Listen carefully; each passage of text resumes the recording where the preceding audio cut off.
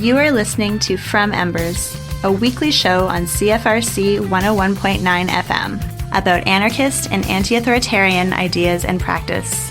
We are broadcasting from the traditional territory of the Anishinaabe and Haudenosaunee peoples on land that has come to be called Kingston, Ontario, Canada because of the thievery and brutality of the Canadian state and its empire-loving parents. From Embers is about fires, some real and some metaphorical. Fires started generations ago and tended to over the years. Little sparks all across this territory that we hope will grow, spread, and engulf the thieving state called Canada and the capitalist system that has plagued this land since the fur trade.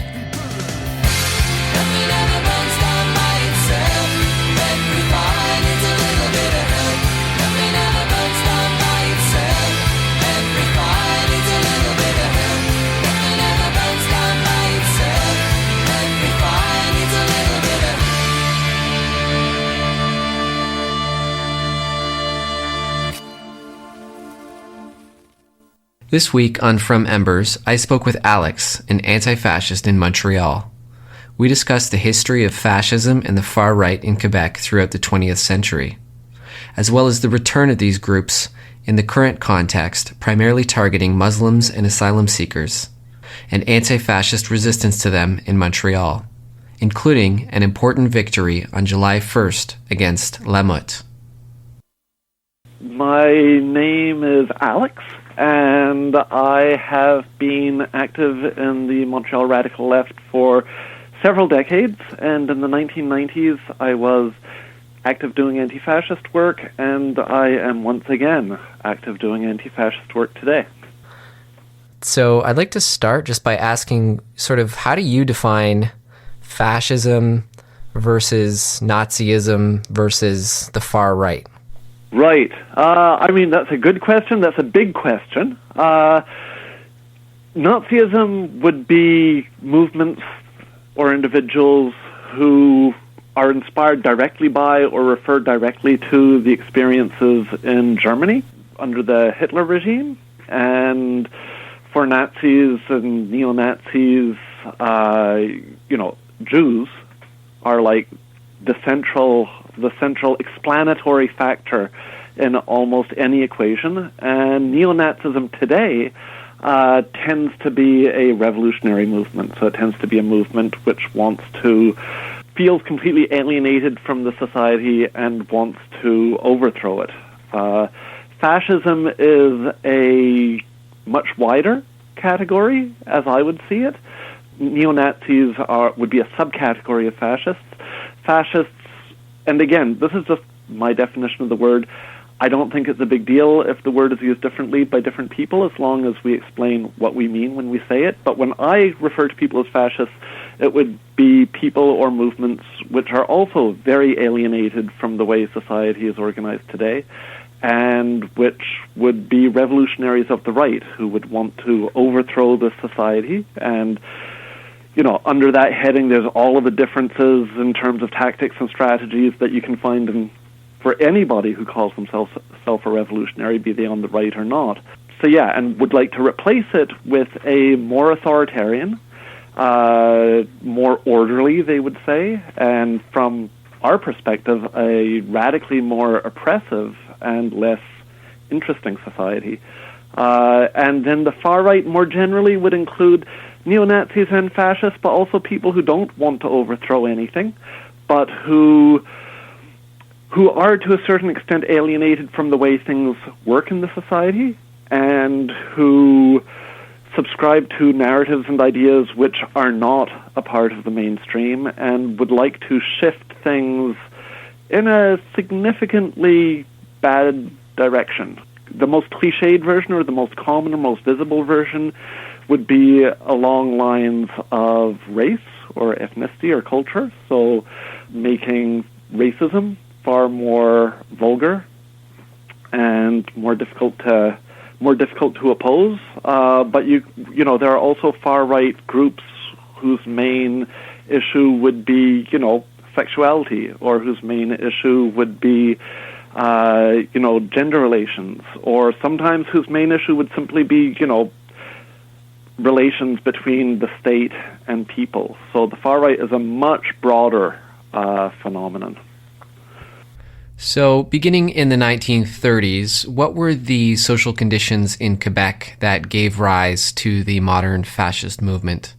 Well, there were both conditions within Quebec and there were international conditions. Internationally, it was a time of the rise of far-right movements around the world. In that sense, it was a time very similar to the time we're living through right now. And definitely that played a broken telephone kind of role on what happened in Quebec, because people were often inspired by things happening in other countries and identified with things happening in other countries, but based on imperfect information. So you had, for instance, I think it was the mayor of Montreal, Meute, who referred to fascism in Italy and said, this is our values too. This is not something that in retrospect he would stand by, kind of thing. But at the time, fascist movements around the world and non-fascist far-right movements, because, the definitions we gave earlier are definitions in hindsight. At the time, in the 1930s and in the 1920s, it was a much more fluid situation in what these words meant. A lot of people, including a lot of people in the establishment, felt fascism was really good. It was a completely respectable and, civilized, mainstream kind of thing, not only in Quebec, but throughout North America. And what you had within Quebec is you had, for the first time, most people lived in cities, and that you had a lot of immigrants, and a lot of immigrants who seemed to be of different cultures in the cities, basically constituting an important part of the proletariat, of the working class. And this was really viewed with a lot of fear by conservative members of the establishment. It was thought that these people were bringing in communism or, subverting traditional Catholic society. Again, things that resonate with some of the themes that far-rightists today in Quebec are talking about. So you had basically two branches of the far right in Quebec. One branch which would call itself fascist, although, again, it's important to understand in the 30s, that wasn't such a radical thing to call yourself. I mean, it was, but not like today. So you had people who called themselves fascists, and you also had people who directly looked to Nazi Germany. And the people who called themselves fascists tended to look more to Mussolini. And there was a newspaper called La Nation, which was very important, started by a guy, Paul Bouchard. There were the O'Leary brothers. These people were also hostile to English Canada and who felt that fascism was like a Latin kind of ideology that would be very well suited to defending French Canadians' interests within English Canada. On the more small and extreme Nazi side of the equation, you had Adrien Arcand with his, I think at the time it was called the National Socialist Christian Party in English, and later it changed its name to the National Unity Party of Canada in English. But in any case, people who wore swastikas, who seemed to be, organized in military training and all of this kind of thing, and who were very openly saying, the Jews are the problem, and who were funded by the Federal Conservative Party. So, again, today's definitions of, Nazis being revolutionaries and, all of this, it's a lot more complicated when you look at the time. You had the establishment, in a sense, a section of the establishment was happy to play ball with people who thought Hitler was great prior to the war. During the war, Arcand gets interned, as did a number of, Nazi sympathizers in countries that were at war with Germany. So he goes into an internment camp for the war. But prior to the war, he was, I don't think it's true, this myth that got said after the war, which was that he was just considered crazy. I think he enjoyed real support. Like a federal senator, Pierre Blandin, said that, his party was just a renewed conservative party in Quebec. So this is, significant support. So that's the situation before the war. When contextualizing what happens after the war, it's important to understand Quebec had what by modern standards would be seen as a far-right government after the war. The Union Nationale, led by Maurice Duplessis, was a government that outlawed using any business or any space that could be rented for communist activities. It was called the Padlock Law. Even though I think it was only actually used for one prosecution, it had an incredibly chilling effect, outlawing an entire ideology in that way. For Arcan, when he gets out of the internment camp, for people in the fascist tendency after the war, there's not really a hostility towards the government in Quebec. It's not a revolutionary movement at that point. In fact, the main priority is just to reforge links that were broken during the war. And on a very practical level, a number of collaborators from France, people who had worked with the Nazis in France, sending Jews to concentration camps, hunting down and torturing and killing members of the resistance and all of this kind of stuff, had found their way to Quebec, which was considered a friendly kind of society to live in after the war. And one of the priorities for the far right is to defend these people when their identities become known, when it looks like they might be deported, and with mixed results. Most of them are successfully defended and are allowed to stay. Most infamous of these guys, a guy by the name of Count de Bernonville, who'd been personally implicated in massacres, who'd been a fascist activist prior to the war and all of this.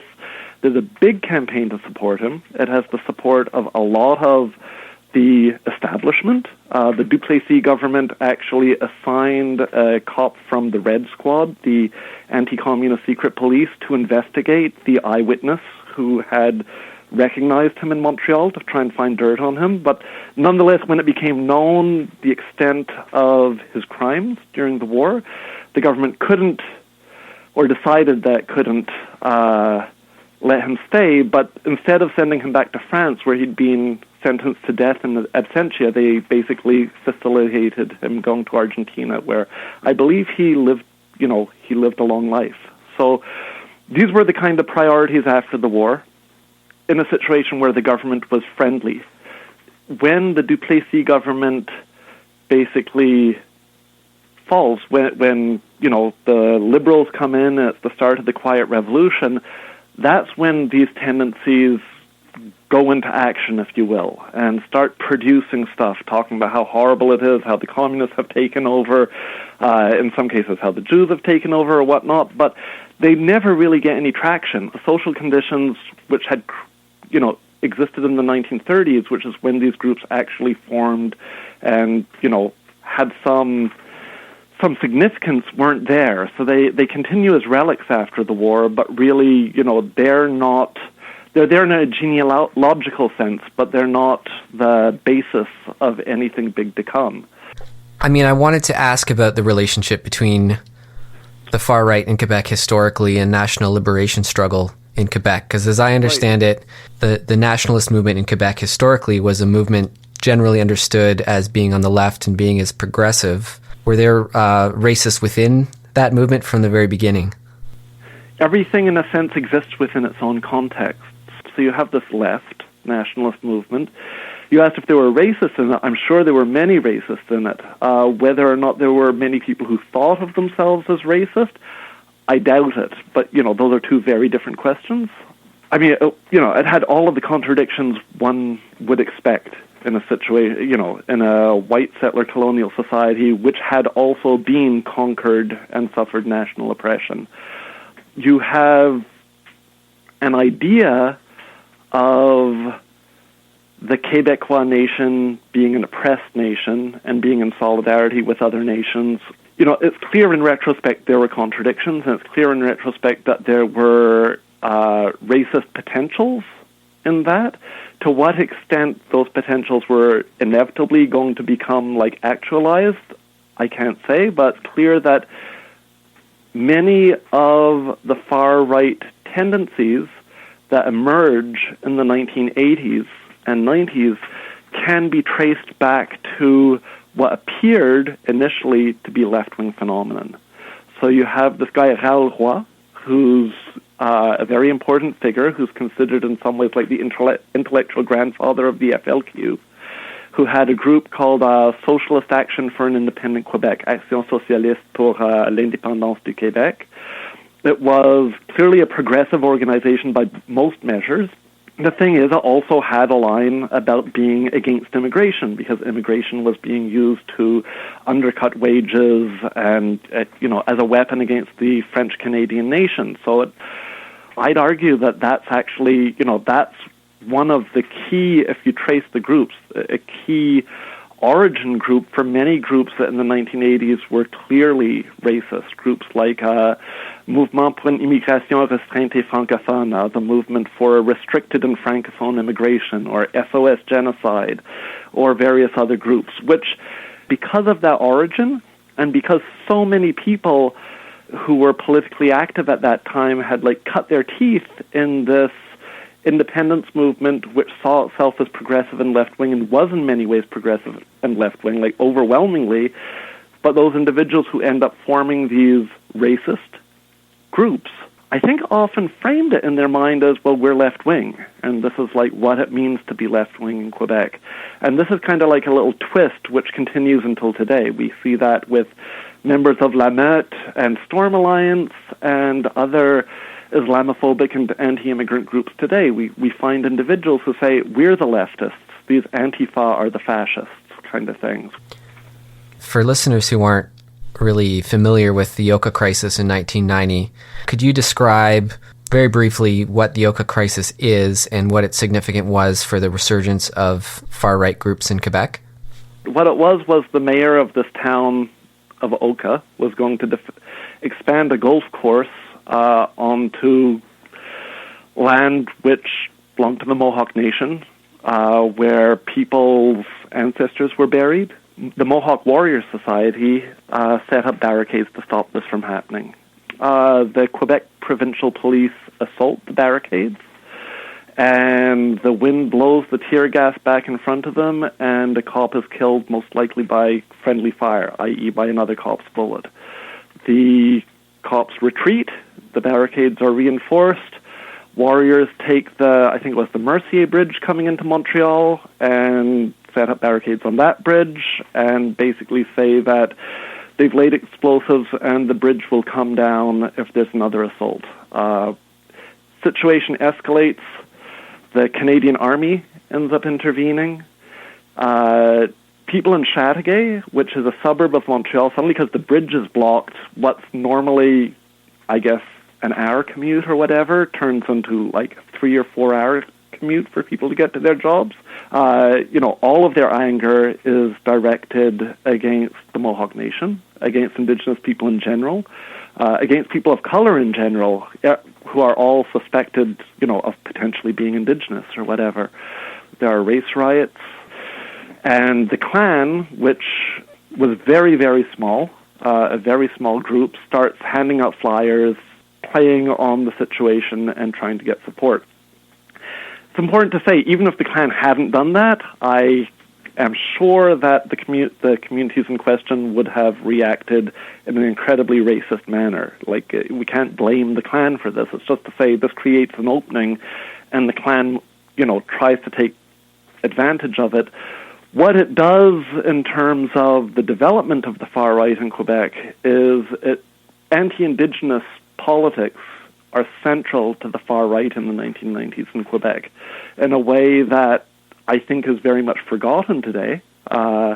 Today, when we go to counter-protest against La Meute or Storm Alliance, it's not at all unusual to see people on the other side having flags associated with, Indigenous people. It's not at all unusual when we see their social media accounts to see people on the other side, like racists, claiming either that they are Indigenous or claiming that, there's a historic alliance between the French-Canadian nation and Indigenous people, and together we must resist the immigrants kind of thing. Well, let me tell you, in the 1990s, that was not what the far right was saying. Basically, the main effect of the Oka crisis on the far right is it created a situation in which anti-Indigenous politics became primary, basically right up until 9/11, I'd say, for much of the far right. You still had small, like, neo-Nazi groups and things like that for whom, it was Jews or, just any threat to the so-called white race or whatever. But on a broader level, it was, it was Indigenous people, or it was specifically the Mohawk Nation, or it was like Mohawk criminality or whatever. Could you speak a little bit about the rise of neo-Nazi groups and boneheads in the 1990s and some of the organizing that happened against that? Sure. I mean, that's something I can speak about in broad terms. There were various groups. They were like boneheads and, or skinheads, as some of your listeners may know them, and they were violent and they beat people up. And that was a situation that if you encountered them, they could definitely be a major force of badness in your life, kind of thing. But to most people, they were something that they only encountered in newspaper headlines, and they were kind of exotic and weird. I think this is similar in many North American cities. If you were a part of the punk scene, or if you were an anti-racist skinhead, they were a constant factor. Also, if, they'd go out hunting for queers, they'd go out hunting for people of color, they would drive around in their car or in their vans looking for people to beat up. One of the stages in the development happened in the late 80s. There was a punk show at the Spectrum. It was a band, Berrurier Noir, anti-fascist band from France. And while people are outside, a bunch of boneheads attack them, like basically with bats kind of thing, and smash people's heads in. And the club locks the doors, so people on the outside are kind of, the boneheads can't get in, but people on the outside are kind of defenseless. They're outnumbered. So people on the inside rush the doors and, force them open and go out and chase the boneheads away. And that's the beginning, in a sense, or the earliest I remember of a kind of resistance to this. Again, that's within what I'm aware of. And it came from punks and skinheads. And it crystallized in a group called the World Anti-Fascist League, or the LAM, the Ligue Anti-Fasciste Mondiale, which kind of comes out of this victorious punk show confrontation, but which unfortunately, because it had very weak politics, people's main connection was, they wanted to defend themselves against these violent people who wanted to beat them up. It ended up, within a few years, becoming completely contained by the state, and ends up actually becoming encapsulated by the state in a fairly extreme way. So it falls to other people to resist against this. And there's coalitions which get formed. A lot of the stuff that was happening in the Centre-Sud and Hochelaga-Maisonneuve, which are working-class francophone neighborhoods close to the downtown area. Stuff was heavy. Like, I have a newspaper in front of me, and it's a typical, liberal headline. It's like, the subtitle is, "It wasn't racism, but conflict between groups. Residents seem to agree." Like, there's no racism here. And the photo is like a guy with a T-shirt where it literally says "white power" kind of thing. But this was the situation. Like, people were getting beaten up. They were getting, seriously hurt. 1991 was a particularly bad year. There were, Somali immigrants in Hochelaga-Maisonneuve basically had to move because a racist mob of close to 200 people surrounded their apartment. People were getting stabbed, people of color.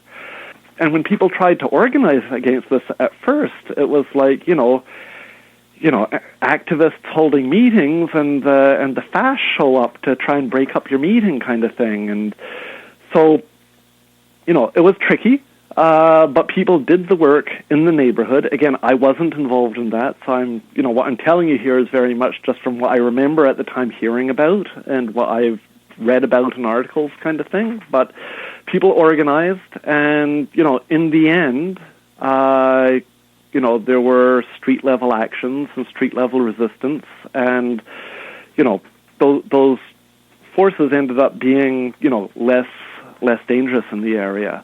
I understand the anti-fascist and anti-racist groups in the 1990s also were in conflict with some of the anti-abortion movements on the right, including Human Life International. How did that happened that those groups fell sort of under the mandate of groups that were taking on boneheads, and what kinds of tactics were used against those groups?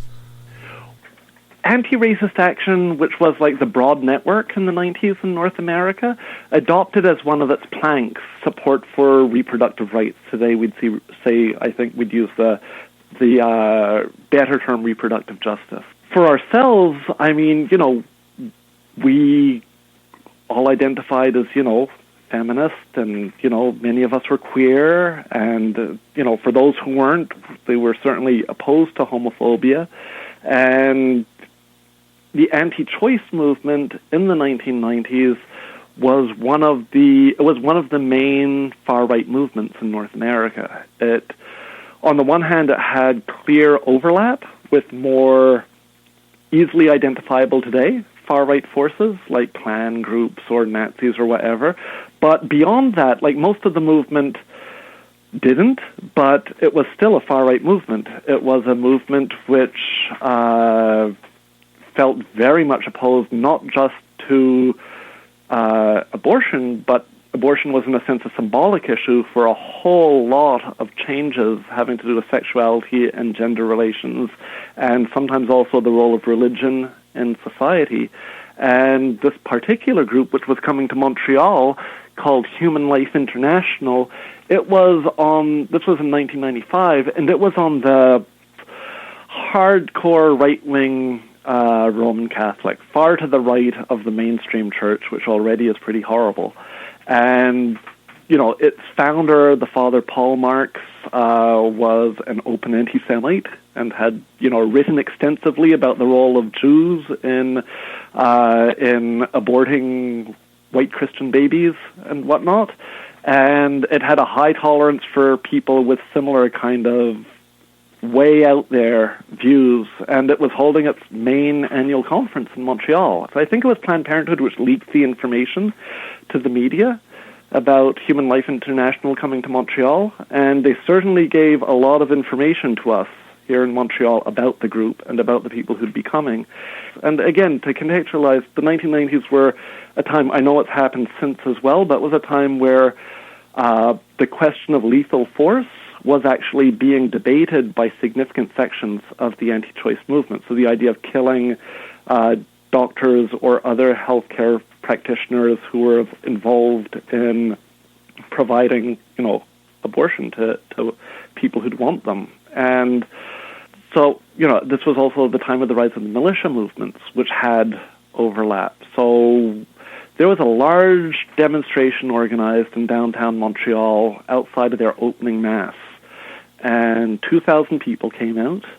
And by the standards of the day, remember, this is like pre-Quebec City, it's even pre-APEC and whatever, it was a slightly rowdy demonstration, and, they definitely felt, the HLI people definitely felt it was rowdy, and some police car got trashed and some people got arrested, and then it came out that the cops had infiltrated the coalition, and that led to people starting a group called Citizens Against Police Brutality, which has since become known as the Committee Against Police Brutality, which has annual demonstrations on March 15th here against the cops. But yeah, it was a great mobilization. And 2 days after that, there was a smaller demonstration, but still, hundreds of people in a specifically, explicitly queer demonstration outside of the hotel where they were holding their conference. And in between the two demonstrations, the tragedy, the Oklahoma City bombing had occurred, which was a far-rightist. It was at the time called the greatest act of terrorism on U.S. soil. I don't know if that was true or not, but in any case, a lot of people died, and so the media were very interested, and we could show connections between some of the people involved in HLI and some of the movements in that separate far-right sphere. So yeah, that was a good mobilization.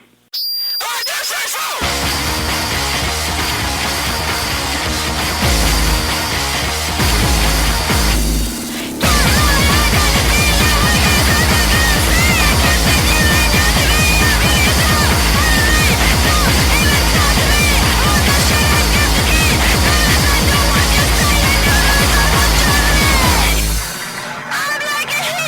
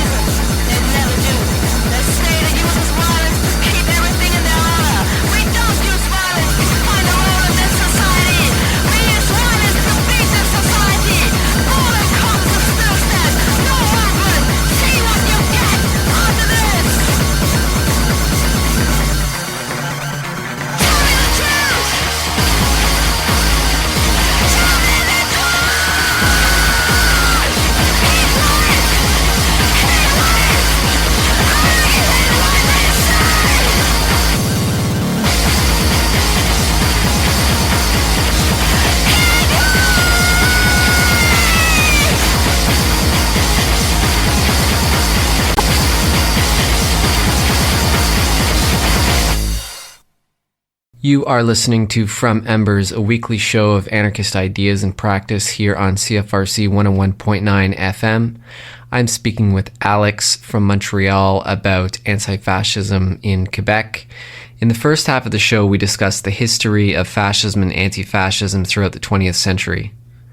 Now we pick up from 9/11, the rise of Islamophobia, the return of the far right, and the anti-fascist moment today in Quebec. 9/11 happens.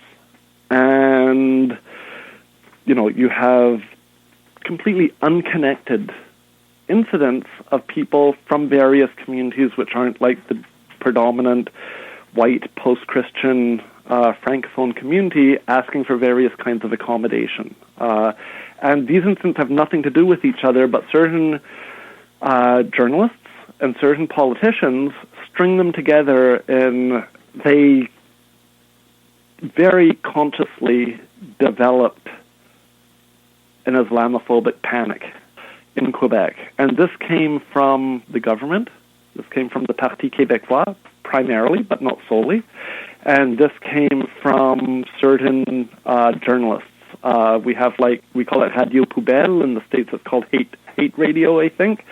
At a certain point, the inevitable happened, and on top of having sections of the establishment promoting this, you have grassroots groups springing up, and you have people completely autonomously from the establishment setting up their own organizations and often feeling, really angry and disaffected, and because they believe a lot of the lies that are told about Muslims or about other minority groups, and then they ask themselves the obvious question, well, if this is true, why isn't the government doing anything? And then the real answer is because there's actually, these are lies, but in their mind the answer becomes, well, the government's controlled by some malevolent force. The government's either controlled by Islamists or the government's controlled by globalists who want to kill the Quebec nation and are using Muslims to do it, or whatever.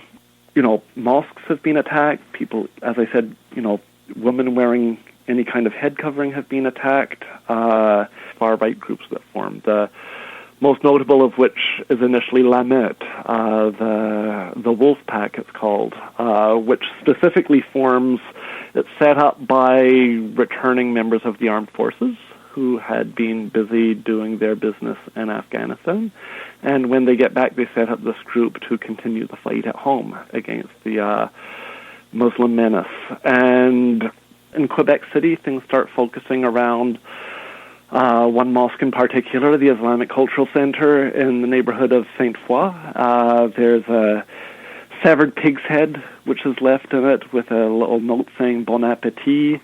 There's various conspiracy theories spread that's really, a terrorist training ground or whatnot. And all of this, tragically leads to a situation that on January 29th of last year, a young man, Alexandre Bissonnette, enters the mosque with a gun and opens fire. And by the time he's finished, 6 people are killed and 19 others are injured, some of them very seriously injured. And, this is what we're dealing with in the context that Trump had been elected just a few months earlier. And so, the far right suddenly seems to dramatically expand. So since the mosque massacre, the far right has become more aggressive. There was a bogus bill, I think it's M103. I shouldn't say bogus, but was purely symbolic for the federal government to say Islamophobia is bad. Kind of pathetic to have to say that, but the far right just freak out. To them, this is Sharia law coming to Canada, and this guy, the far right, like the far left, attracts odd people occasionally, and this guy's an oddball. His name is Georges Halak. He's a Lebanese Christian who believes that Islam is the ultimate evil, and he just calls demonstrations across Canada on March 4th, like all kinds of different cities and towns. He sets up Facebook event pages and just hopes someone will show up against this bill. And in English Canada, I think in some places some people did show up. In Quebec City and in Montreal and in some other places in Quebec, these organizations that I'd mentioned, La Meute in particular, get involved. And you have hundreds of people showing up. This is completely different from what you see outside of Quebec in these demonstrations, and it's also completely new for La Meute to hold a demonstration like this in Montreal. Like, far-right groups had tried to hold demonstrations in Montreal against Muslims for a couple of years, and we'd always been hundreds. They'd always been so few that they didn't dare to coalesce, kind of thing. Or if they did dare to coalesce, there were like less than a dozen of them, and they were heavily protected by police, and they got out of there within minutes. In this case, there were hundreds of them. There were also hundreds of us, but we weren't prepared for that kind of relation of forces, and we were also, we were taken aback, and the police obviously were also there. So, despite the fact that we were more numerous than them, I think here in Montreal we all felt very depressed that day, because they'd managed to march, which was the first time that, in generations, that a racist march of that size had been able to take place despite us knowing about it and showing up to oppose it. And that wasn't the end. There haven't been other racist demonstrations that have managed to happen in Montreal since then, but outside of Montreal, it's another story. The fact that Trump is rescinding various protections that allow people to stay in the United States has led to a situation that some people are coming to Canada, and the Safe Third Country Agreement, which is this hypocritical apartheid regulation which the Canadian government has with the U.S. government, which basically says if you come, you have to come irregularly. If you're seeking some kind of refugee status, if you just show up at a border crossing and you're not essentially, because the United States is designated a safe country, you're just got to be refused. It's led to a situation that a lot of people are crossing irregularly. And this has created a bit of a media spectacle. Last year, briefly, people were housed in the Olympic Stadium, which also created, a bit of a media spectacle. So this has created an alternate focus. On the one hand, you have most of the far right focusing most of the time on Muslims, but this situation has created a situation that some groups also focus primarily on anti-immigrant stuff, which they frame as protecting our borders or supporting our police or whatever. So you've had rallies at the border by far-right forces. La Meute, this other organization, Storm Alliance. And again, to go back to those definitions at the beginning, these are racist demonstrations. These are far-right demonstrations. The people here feel there's something wrong with the government, that's somehow beholden to bad forces, and that's why it's not doing things properly. But they're not outright fascist organizations. They're not organizations which want to overthrow the kind of government we have in the sense of setting up a dictatorship or anything like that. But there are fascists and there are neo-Nazis who go to these demonstrations and who are welcomed there. So what we've seen in Quebec over the past year and a half, we've seen a growth of the far right.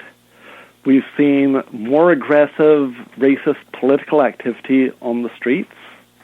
And we've also seen within this far right, although neo-Nazis and fascists are a minority within this far right, we've seen a really significant growth of interest in hearing what the fascists and the neo-Nazis have to say. You have lots of people who aren't neo-Nazis or fascists who like fascist or neo-Nazi Facebook pages to an extent that I don't think used to happen, or who will defend, their fascist or neo-Nazi co-demonstrators as, against the politically correct people who might object that such views are beyond the pale. For me personally, what really symbolized this was last November when many of us went to Quebec City. La Meute and this other group, Storm Alliance, had organized a demonstration in support of the RCMP around the people crossing at the border, basically to demand that, that people not be allowed to cross at the border.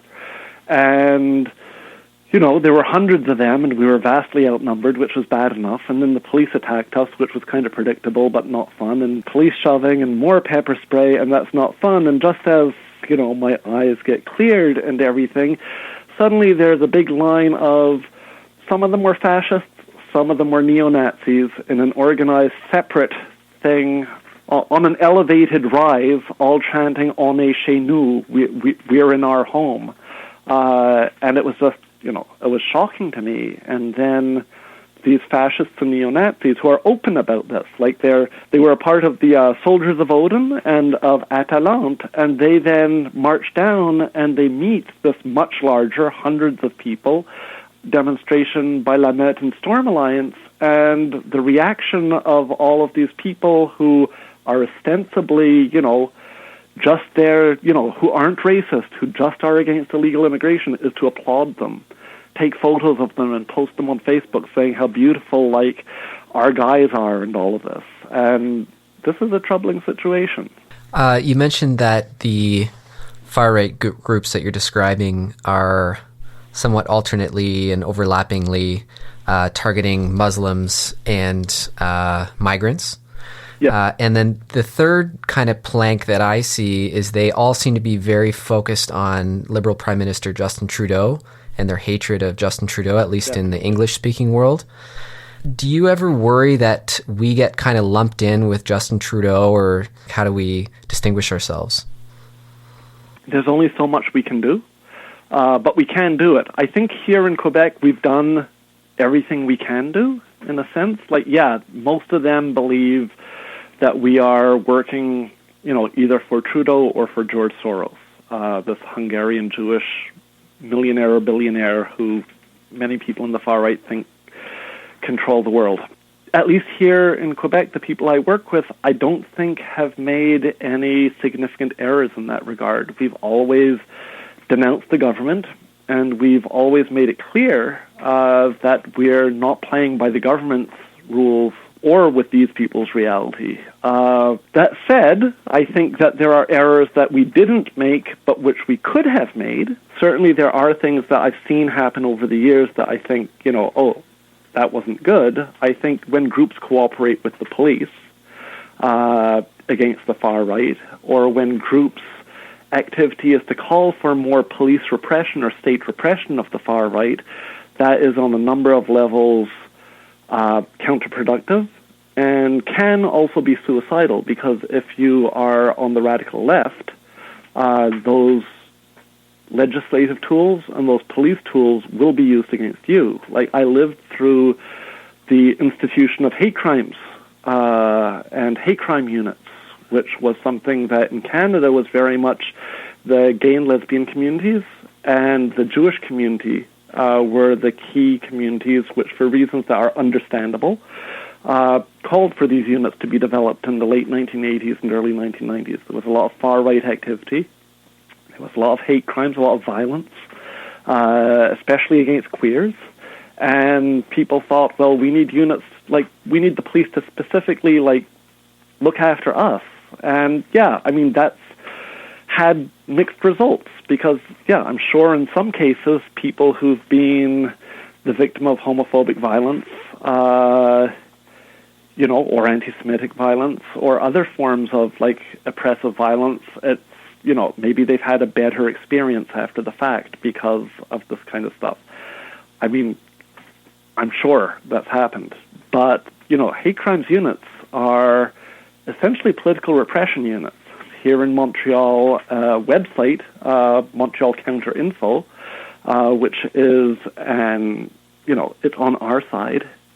It's a website which is full of good information about radical left activity, specifically anarchist activity, and it's been targeted by the hate crimes unit. Back in the 1990s, Anti-Racist Action, that group I mentioned earlier, was in conflict with the Heritage Front, the neo-Nazi group I mentioned earlier. Well, in Toronto, after one rowdy demonstration, the Hate Crimes Unit took photos of ARA members that they'd taken.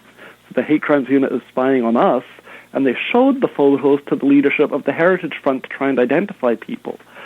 Would you be able to describe the mobilization against La Meute on July 1st? Sure. I mean, La Meute and Storm Alliance, which is the more specifically anti-immigrant group, and a new group called Independence Day, about which I know very little other than the fact that Michel Larocque, who I mentioned earlier, former head of the Klan in Quebec, is apparently a member. Together called for a demonstration on July 1st. They promised it would be in Montreal. They would let people know when it was just that morning.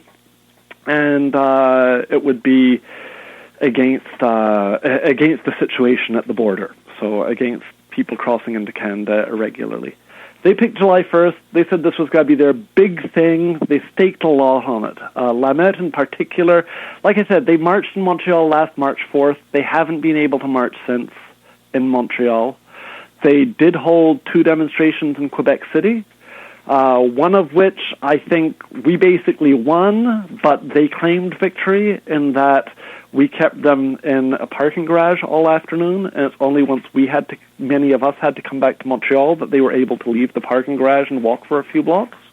But the other one in November, as I said, they held the streets. We were vastly outnumbered, and the police really did their work for them. But Montreal is the big goal for this kind of group, because they see Montreal as enemy territory, and it would be really crushing for us if La Meute managed to walk in Montreal. Emotionally, last March 4th, I was unhappy. It played against them, though, in that this other group I mentioned, the Front Patriotique de Québec, they always have a demonstration July 1st, which anti-fascists, for whatever reason, don't really mess with. I think largely because their demonstrations on July 1st tend to be really, really, really small. So when La Meute say they're coming on July 1st, first thing that happens is all of these Quebec nationalists who otherwise would be happy to go to their demonstration are super pissed off and are like, La Meute are a bunch of federalists, they're breaking our unity and all of this kind of thing. We had done a very good job in mobilizing people through social media and also through outreach, through flyers, posters, things like that. And so our meeting place was actually in the East End, because they had said we'll be marching in, we'll be gathering in the east of Montreal, which is probably disinformation on their part, that they hoped to mislead us, and they succeeded. But it didn't matter, because we just all took the metro, and we got out, and we cornered them. And, they essentially got to march 100 feet. They got to march out of the building where they met, and that was it. And they were cornered. It was in front of the Immigration Canada Bureau, which I guess was supposed to be the first stop on their march, but it was closed that day, and we kept them pinned down there. And it was the hottest July 1st in Montreal memory. Actually, since they keep records in Montreal. So we suffered, but we were on the outside, and we were organized enough that we brought water, and because we were on the outside, we could then, people went and just spontaneously bought more water. Somebody ordered us a pizza online and had a pizza delivered to us. So it was great for us, even though it was really hot. They forgot their water in their car. They forgot their signs in the bus. They were completely disorganized. They had hoped this would be their big historic demonstration. They were less than 100 people. They were only able to stay there because we were protected by cops, and they couldn't go anywhere, and it was hot, and they had no water. It was a resounding failure for them, and it was a much-needed success for us. That said, as I mentioned earlier, there were just really big errors they made in how they organized it, which played into that. I think one part of it was the police have been shameless in supporting them and, shaking their hands after demonstrations, demanding that we show ID and not demanding that they show ID, attacking us when we stand in their way. So they probably felt well, it doesn't matter who shows up to oppose us, the police will just attack them. We have a new municipal administration. Lots of people had lots of hope in it that would be left-wing or whatnot. I don't really think so, but nonetheless, it's hated by the far right. So, it's probably not predisposed to be super sympathetic to the idea of dozens of far rightists who say all of these nasty things about the mayor coming in from out of town to have a demonstration. And added to that, because I don't think that alone would have done anything, there were hearings on the police a week earlier, and various people asked the police at these hearings, why are you repeatedly siding with the far right in these conflicts? And the media picked it up. So I think the police would have liked to have attacked us, but it was a situation where it would have looked really bad for them if they did, because the media was paying attention, and some city official who's supposed to be in charge of police or whatever had come out and said, we don't think it's correct how the police have been acting in these situations. So that created a situation. The police certainly didn't do anything. I mean, the police were still more on their side than on our side kind of thing, but at least we weren't being attacked and pepper sprayed and kettled. And that created a situation where the fact that we outnumbered them and we were better organized than them meant we could kettle them, essentially. A lot of these people just don't know what they're doing on the other side. So, they try to do this stuff and they just mess up again and again and again. So things would be worse if that weren't the case, but that's not enough to neutralize an ongoing rise of racism here. So yes, they're in disarray, and we could even hope maybe that their organizations would fall apart. But if their organizations did fall apart, barring some change in the overall political situation, there would be bound to be new organizations that would come about. Like, these organizations are not particularly special.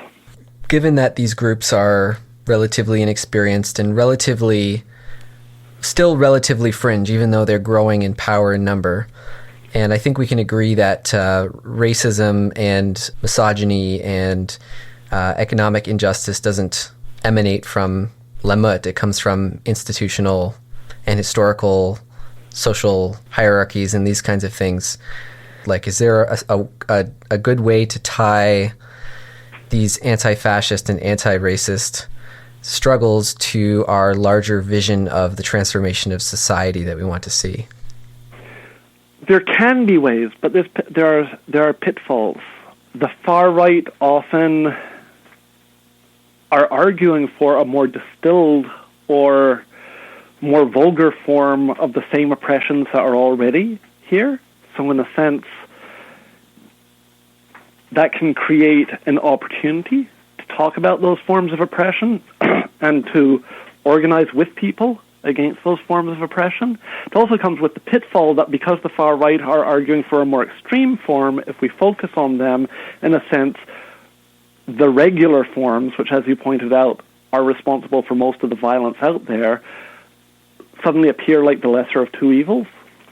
Another problem is when we're opposing the far right, we're not really putting forward what we're for. So in a sense, that's good, because you can have people who actually aren't for the same thing all having good reasons to cooperate together. So, like I said earlier, in the 90s against HLI, we had a wonderful spectrum of groups. We had Trotskyists and Maoists and anarchists and socialists and various kinds of feminists and queers and Planned Parenthood and everyone, but obviously there wasn't unity beyond that particular mobilization. So we had a great mobilization, but not much opportunity beyond that.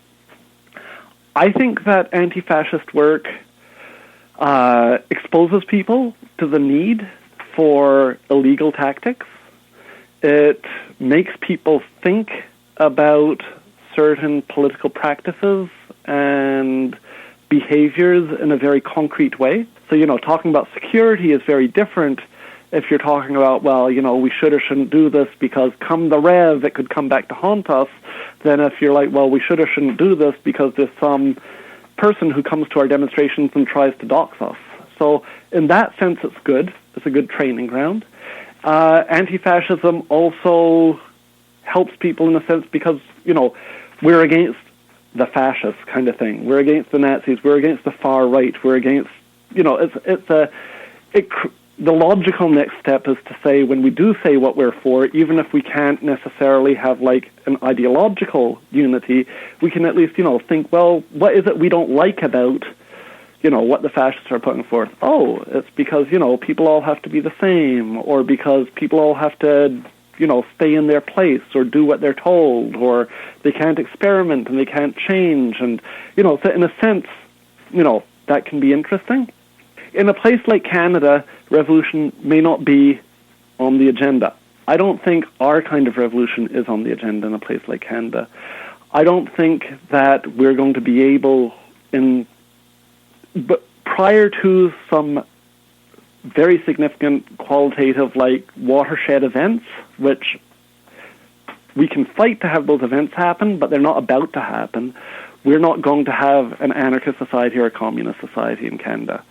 However, we may have, and I think we will have, an intense period of conflict coming in Canada in which the far right will be players. They won't be the only players, but they will be players, and we're going to have to deal with them. And, anti-fascism, I wish it weren't on the agenda. It would be much nicer to have, full luxury communism on the agenda. But I think anti-fascism is what's going to be on the agenda. And even when we have watershed events, like things that change everything from one day to the next, which we're definitely going to, we can project that at some point we'll have a watershed event, and after that, our kind of revolution will be on the agenda. But that won't be the first watershed event. Like the big watershed events that I think are fairly, visible, we may not know exactly what they're going to be, but they're going to make things more intense in a bad way. Anti-fascism, while it's on the agenda, and while I think it's a good training ground, a necessary training ground for what's to come, it's going to splinter too. And just like all of these things, like when history pushes things forward, it's going to splinter, and it may only be minority practices or minority tendencies of what exists now which prove themselves appropriate for what's going to come. Where can people find out more about anti-fascist and related stuff going on in Montreal and Quebec? Well, there's two websites which I would strongly recommend. One is called Montreal Counter-Info, MTL, counterinfo.org, and the other one is Montreal Antifasciste.info, so that's Montreal spelt out, Montreal, hyphen anti-fascist, which is just like anti-fascist with an E at the end, .info. To know what's going on in Montreal, those are the two I would recommend the most.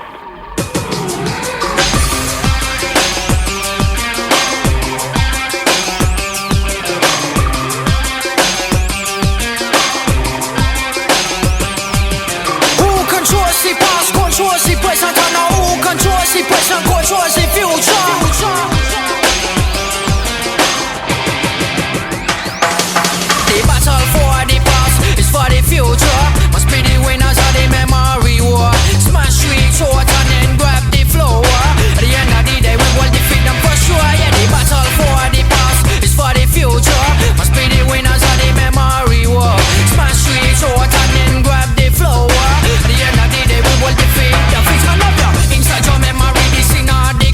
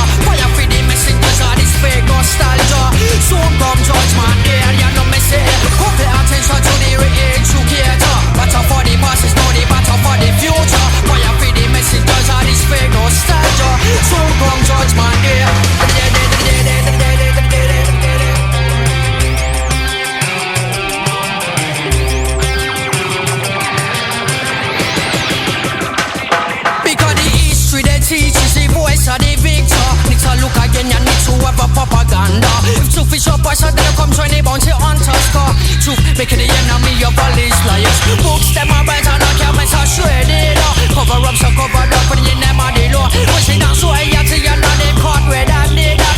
What no bossy for 50 years or more.